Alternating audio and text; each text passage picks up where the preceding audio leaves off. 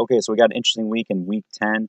Fantasy football just finished here, the standard deviation rankings to explain a bit as far as what's going on. I need to get another couple running backs plugged in here just to finish that up. But interestingly, here, there are a lot of wide receivers options after the past few weeks. Really, a lot of chalk involved with players that were such as the Broncos receiver and Kenny Galladay, which he's on the list here. I added him at the bottom, a couple other mentions. But very interestingly, there should be a lot of chalk with MVS from the Green Bay Packers with only 4 games consistently played, but a low of 11.6 there. So you can check that out. But when you go to the draft dashboard and look at all these guys, for example, coming back over to the wide receiver, then you just see that there's, like I mentioned, all these options, which you can try to look at the more interesting ones. And see which guy has the floors and easily see which guys has the ceilings, so you can best determine that. You can look to the main slate.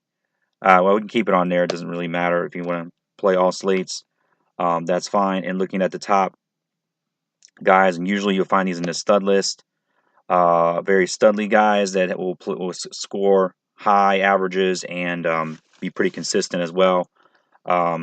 Julio Jones and Michael Thomas, of course. You can't go wrong with any of these guys if you can save yourself some salary. But I noticed with myself, it's very important to also think about your defense. And I don't include a defense in my list as you look at, but I like to get into really looking to support that with Yahoo.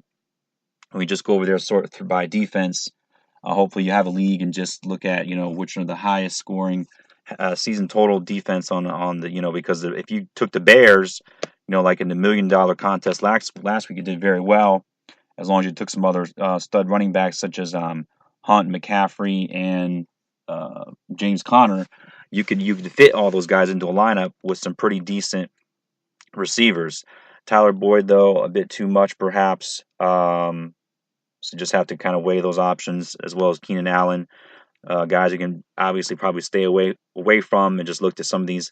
There's a lot of value in Julian Edelman past 4 weeks as well, with a low of only 9 points the past 5 games.